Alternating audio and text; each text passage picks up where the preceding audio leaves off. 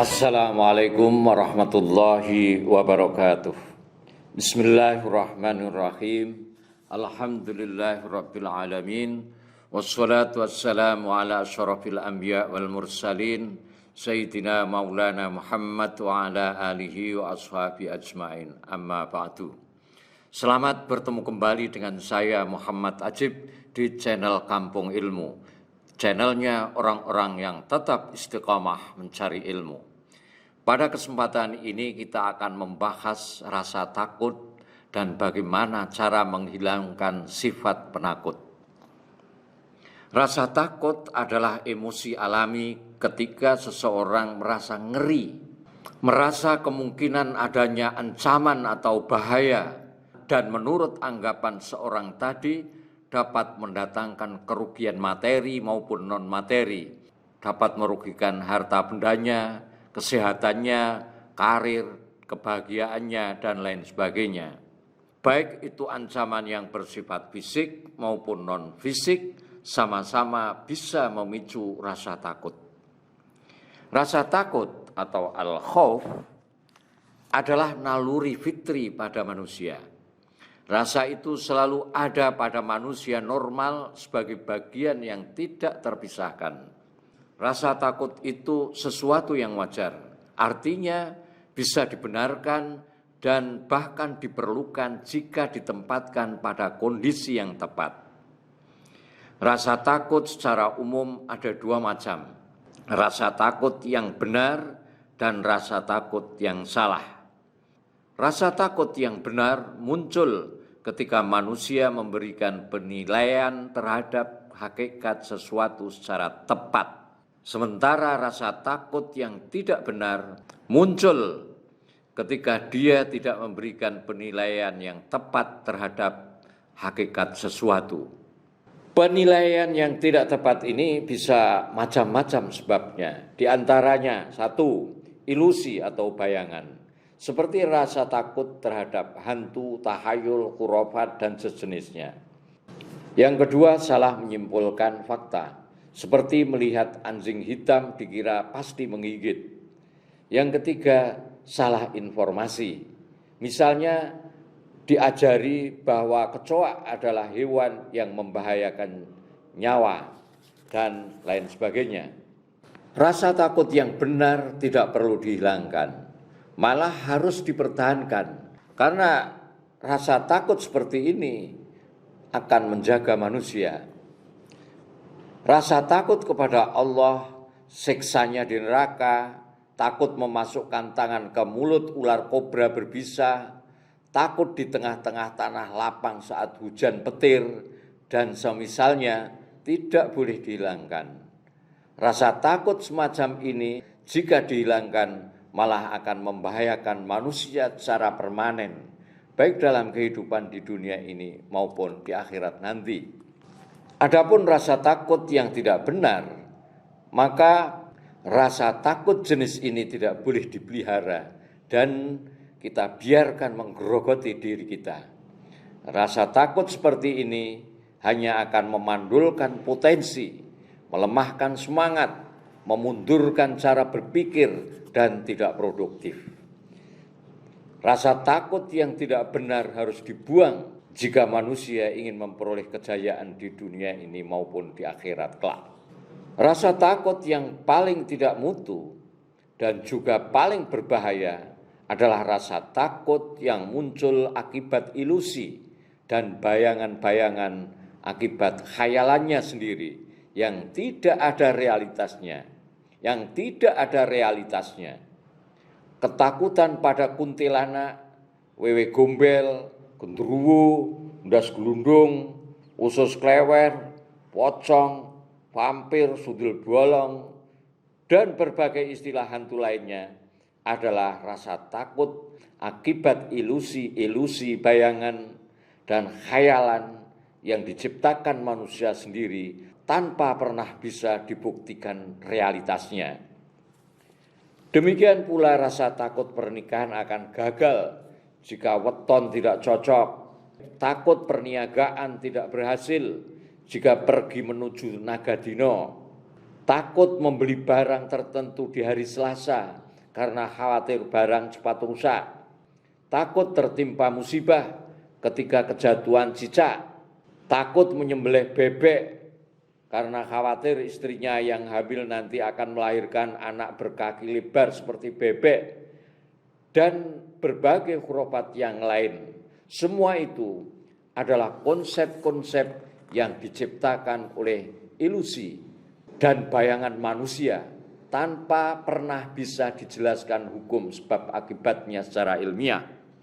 Biasanya yang tertimpa rasa takut jenis ini adalah orang-orang yang lemah akalnya, seperti orang-orang idiot. Kemudian orang-orang yang belum sempurna pertumbuhan akalnya, seperti anak-anak atau orang yang tidak memiliki pengetahuan atau memiliki pengetahuan tapi minim.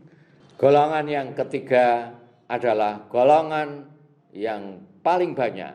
Golongan ini diisi umumnya oleh orang yang tidak berpendidikan, masyarakat primitif, dan wanita. Namun kadang-kadang orang yang berpendidikan, masyarakat beradab, dan laki-laki pun terjangkiti pula, yakni ketika mereka lebih memilih mengedepankan perasaan yang bersifat naluriah, bukan analisis yang realistis dan faktual. Mengobati rasa takut yang rendah semacam ini bisa dilakukan dengan dua cara. Pertama, membongkar hakikat sesuatu yang ditakuti. Kedua, penanaman ide atau pemahaman yang benar dengan realitas yang terindra. Contoh pembongkaran hakikat sesuatu, ketakutan terhadap Nogodino. Dalam metodologi Jawa, Nogodino diyakini sebagai ular naga yang mengangakkan mulutnya pada arah mata angin. Posisinya berpindah-pindah tergantung hari. Jika seseorang bepergian bertepatan dengan arah lokasi Nogodino mengangakkan mulutnya, maka dia akan celaka. Konsep ini harus dibongkar hakikatnya dengan menjelaskan bahwa Nogodino itu hanyalah khayalan orang-orang kuno saja, tidak ada realitasnya. Hari ini bumi bisa dijelajahi segendak manusia, tapi adanya klaim Nogodino di seluruh bumi tidak dapat dibuktikan. Klaim Nogodino di seluruh penjuru bumi tidak dapat dibuktikan. Contoh penanaman ide yang benar dengan realitas yang terindra. Misalnya ketakutan bahwa pernikahan akan gagal atau celaka jika weton tidak cocok. Kemudian kita jelaskan bahwa Islam tidak pernah menentukan syariat weton. Semua syariat yang bertentangan dengan Islam adalah bid'ah. Rasulullah Shallallahu Alaihi Wasallam menikah dengan Sayyidatina Khadijah dan hidup bahagia tanpa menghitung-hitung weton. Bill Gates kaya raya, menikahnya juga tidak pakai weton. Bapak saya Haji Hadik Amin, semoga Allah melimpahkan rahmat dan ampunan kepadanya, menikahkan semua anak-anaknya yang lumayan banyak, 17 orang, tidak pernah ngitung-ngitung weton. Menurutnya, semua hari itu milik Allah dan ciptaan Allah tidak ada yang jelek. Alhamdulillah, anak-anaknya yang dinikahkan tanpa ngitung weton juga baik-baik saja. Semuanya itu menjadi bukti empirik bahwa weton tidak ada kaitannya dengan kegagalan dan keberhasilan sebuah pernikahan. Hal-hal yang dipaparkan di atas adalah penjelasan menghilangkan ketakutan dengan analisis fakta. Adapun secara imani, seorang muslim di samping mengusahakan penghilangan ketakutan yang tidak berdasar itu dengan cara yang rasional, dia juga bisa memaksimalkan amalannya dengan memperbanyak doa agar dihilangkan sifat kepengecutannya. Ya, kita bisa menghilangkan rasa takut kita dengan membaca doa atau zikir, tentu dengan pemahaman yang benar dan menghayati isi dan kandungan maknanya.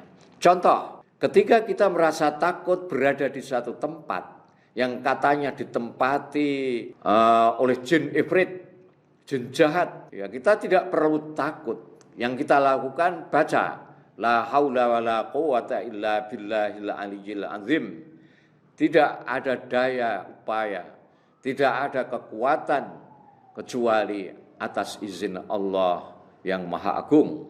Bismillahilladzi la yadurru ma'asmi syai'un fil ardi wala fis sama' wa huwas samiul alim. Dengan menyebut asma Allah itu tidak ada sesuatu di bumi ataupun di langit yang dapat membahayakan. Dialah yang Maha mendengar lagi Maha mengetahui.